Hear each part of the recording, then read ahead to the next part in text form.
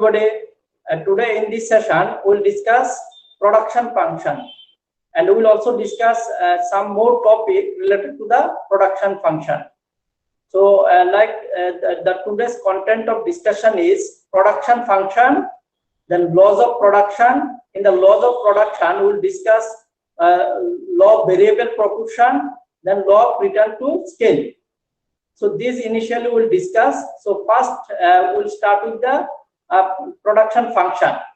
So to start with the production function, first I'll give you an introduction. Then I'll say what is production function. The act of production involves the transformation of inputs into output. What I said, I repeat, the act of production involves the transformation of inputs into output. Now, how it is, I am going to give you an example. Say, for example, producing bread. So all of you know bread. So to produce bread, we need raw material. Raw material like wheat, sugar, milk, okay, like these things as inputs. And we get output as finished product, that is bread, complete bread. Okay, so this is basically the inputs and output in the production process. Moreover, the word production in economics implies not only the physical transformation of inputs into output, but also involves the certain creation or addition of value. Therefore, production economics is concerned with the rendering of service such as transporting, financing, and marketing. To put in a nutshell or to summarize the production, we can say production relates to the physical law of governing production of goods and services. What I said, to summarize the production, we can say that production relates to the physical law of governing production of goods and services, like banking service, courier service, airline service, insurance service. So these are also comes in production. Now there are three important decisions to be taken in the process of production. These three important decisions are like what to produce, how much to produce, and how to produce. What I said, the three important decisions need to be taken in the production process. And these three important decisions you can consider as a three questions. These are what to produce, how much to produce, and how to produce. Now, to get this answer, we'll go through the detail of the production function and other related things. Now, in this process, firms transforms inputs into outputs. As I said earlier also, inputs are referred to as factors of production, namely land, labor, capital, and organization. There are there are four factors of production. These are land, labor, capital, and organization or enterprise. Okay, so the production inputs output will be related to these factors of production. The relationship between the inputs and the resulting output is referred to as production function. Listen that now I am explaining the production function. What is production function? Production function is the relationship between the inputs and the resulting output. Okay. Production function is the relationship between the inputs and output. Simply we can say like this also. Resulting output, why I said that is like in the bread example we have seen, like we as inputs we give some raw material like wheat, okay, then with flour, then sugar, okay, then as output we get the bread. Result is the bread. So this is basically the production function. Further, it represents different combination of inputs that can be combined to produce different level of output. In the analysis of production process, it is important to distinguish between short term and long run. Short run and long run. The short run refers to a period of time at least one factor can be changed or varied. See, production basically depends or related to the short run and long run. Now, long run refers to the period of time where one factors of production or more than one factors of production may be variable, changing. Okay, then like if we say about the long run, in the long run, you know, all the factor inputs will change. In the long run, it is basically, you know, for a long period of time, and all the factors of production or all the inputs will change. Then it will be a long run production related change. Now the laws of production is basically related to this, short run and long run. Now if I say, you know, long run, in other words, the long run refers to the amount of time needed to change all the inputs. Okay, long run refers to the amount of time needed to change all the inputs. In long run, all the inputs will get changed. Now, see, in the production function, what I said, what is production function? Production function is the relationship between the inputs and resulting outputs. Now, we'll move to the laws of production. In the laws of production, there are two laws of production. Law of variable proportion, then law of returns to scale.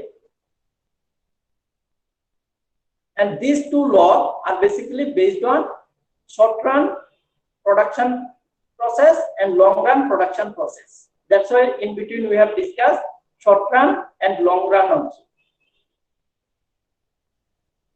Now we'll go to the law of variable proportion. What the law of variable proportion basically says.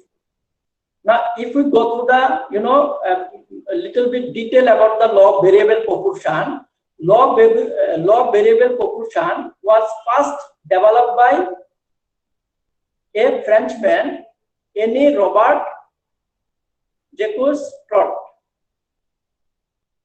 Turgot, and later on adopted by Thomas Malthus in his essay on the principle of production. Now we'll go through the basic of the law, you know, variable proportion. The law says that an increase in some inputs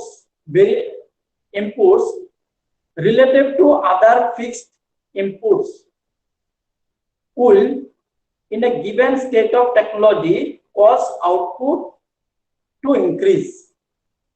But after a point, the extra output resulting from the same addition of extra input will become less and less. And this law of variable proportion is basically recommended and given by P.A. Samuelson. P.A. Samuelson is a renowned economist, and he says that law of variable proportion is basically an increase in some inputs relative to other fixed input will, in a given state of technology, cause output to increase. But after a point, the extra output resulting from the same addition of extra input will become less and less. So for that, we'll go through a table also, because now you are thinking that it is not clear. So we'll go through a table. Through this table, it will clear. But now what I would like to say that, like in the log variable proportion, in the short run, some variable inputs can be increased. When these variable inputs are increased, then output will increase. But after a certain time, total output will reduce. Total output will reduce and it will be less and less.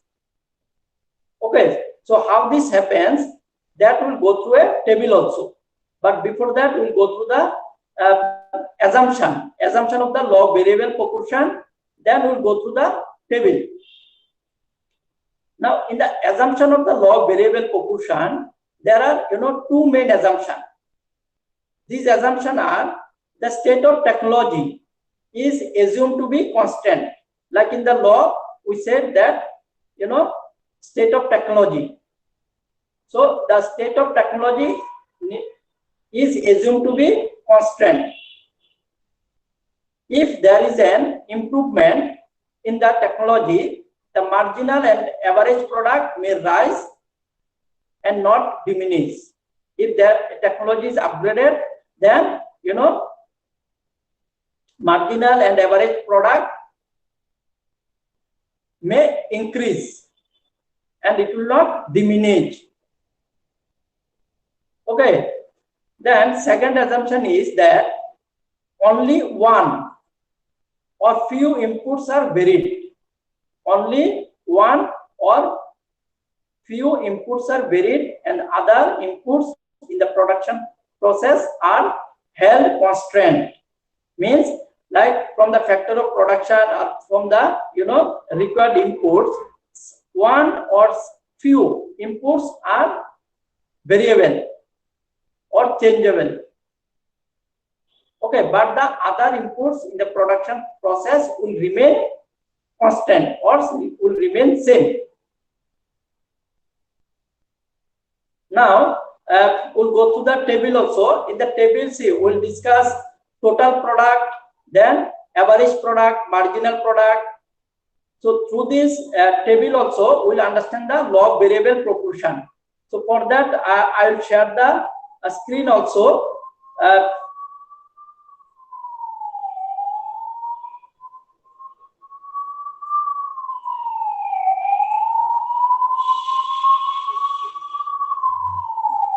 Now in your screen, you can see a table.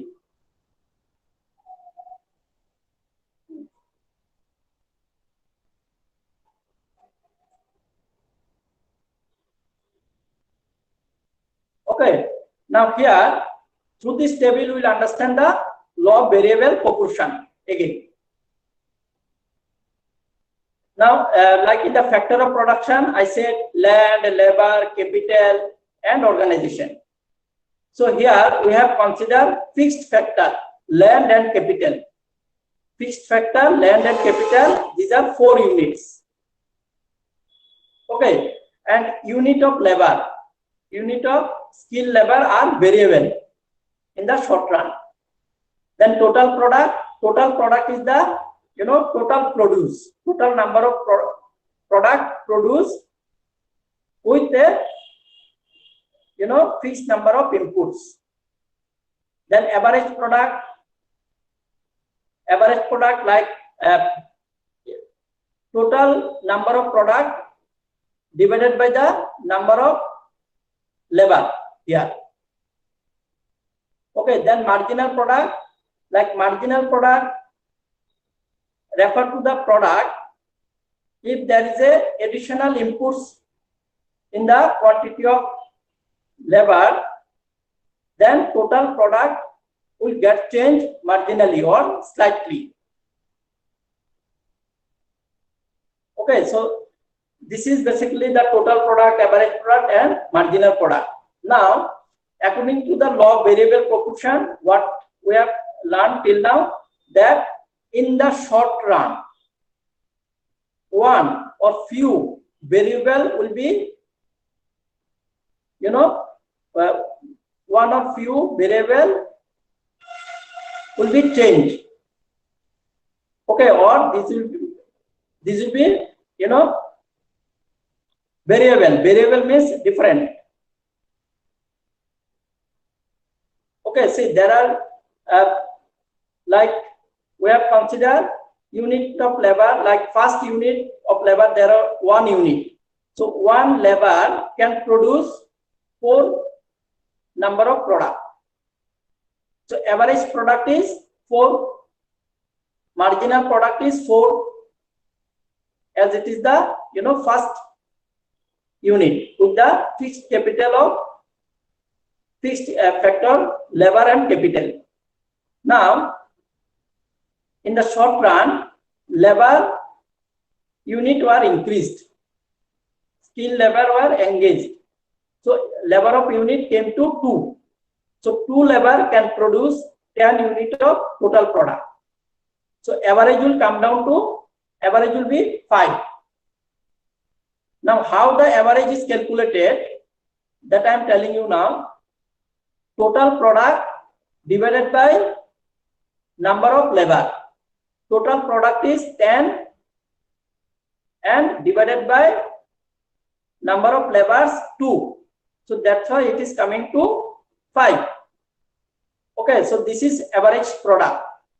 Then marginal product, as I said, there will be slightly, change in the total product as due to the increase in the number of skilled labor. Okay, variable inputs of skilled labor.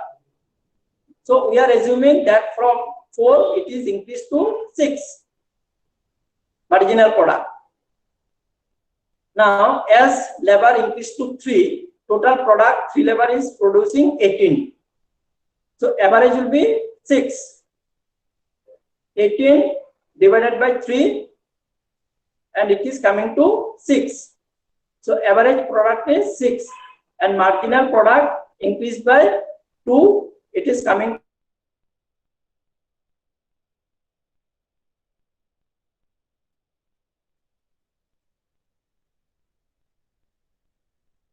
to 8. Change in the total product, change in the total product means increase in the total product, slightly or marginally due to the additional inputs given. Okay, so here we are considering the labor. Labor is the additional inputs given, and due to that, there is a slightly increment happen in the total production. Now labor came to 4. Okay, labor increased to 4. So 4 labor producing 24 product. Average coming to 6. Marginal. Okay, see, now it will be less and less, which we have learned from the law of variable proportion. How it is going to be less and less. Total product is 24. So average product is 6. It is equal to earlier one. Then marginal product is reducing by 2 units, that is coming to 6. Now when the labor increased to 5, total product is 28. Total product is 28. Then average is 5.6. Then when labor is 6, total product produced by the labor is 30. Then average is 5. Okay, finally, when labor increased to 8, total product produced by the labor is 28 and average product came to 3.5, and it is also reducing, like from 6 to it came to 4, then 2, then 0, then minus, because after certain times it will be whatever variable inputs will be given, output will be less and less. Okay, so this is basically total explanation about the log variable proportion. Again, I am repeating the log variable proportion. In simple words, log variable proportion says that an increase in the variable inputs, there will be increase in the total output, but after certain points, total output will be less and less. This is basically the log variable proportion, and there we need to assume that technology is constant. Then apart from one or few variable inputs, other production process inputs are constant. So this was basically the log variable proportion. Now again, we'll move to the discussion. Now we'll go through the law of return to scale. Law of return to scale describes the relationship between output and the scale of inputs in the long run, when all the inputs are increased in the same proportion.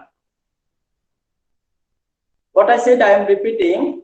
Law of return to scale describes the relationship between the inputs and the scale of inputs in the long run, when all the inputs are increased in a same proportion.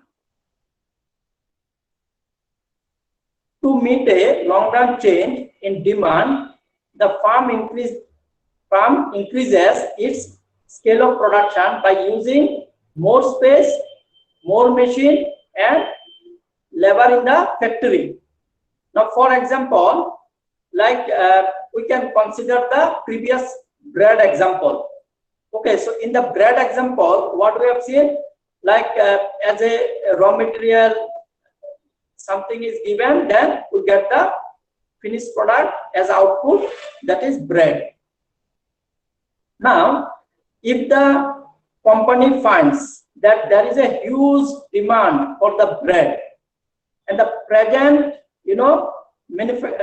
production plan are not capable to meet the market demand, and company wants to increase the production strength, then what company can do? They can establish a separate production plan with a target production,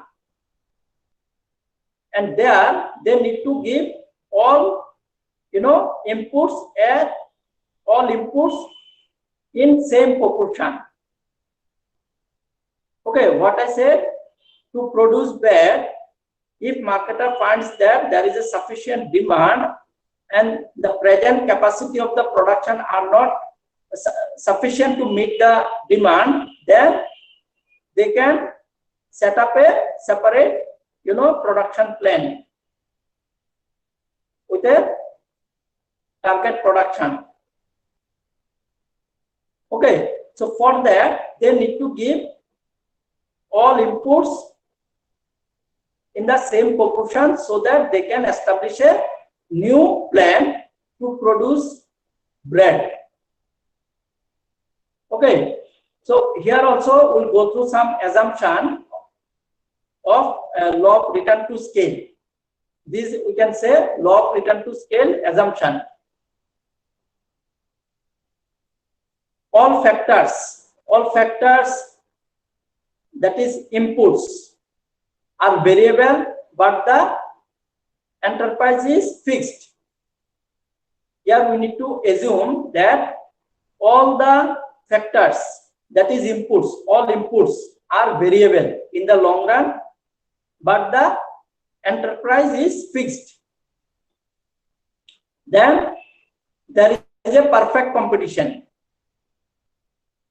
Then the product is measured in quantities. The product is measured in quantities. Okay, so these are some assumptions of the law of return to scale. Now again, I will explain I will give the law of return to scale in a very simple way. Law of return to scale says that there is a relationship between the output and the scale of inputs in the long run when all the inputs are increased in the same proportion. So for that, I have given the example of the bread also, a bread company. Okay, so like from this session, there are some question answer we have addressed, and these questions are like what is production function, or what do you understand by production function?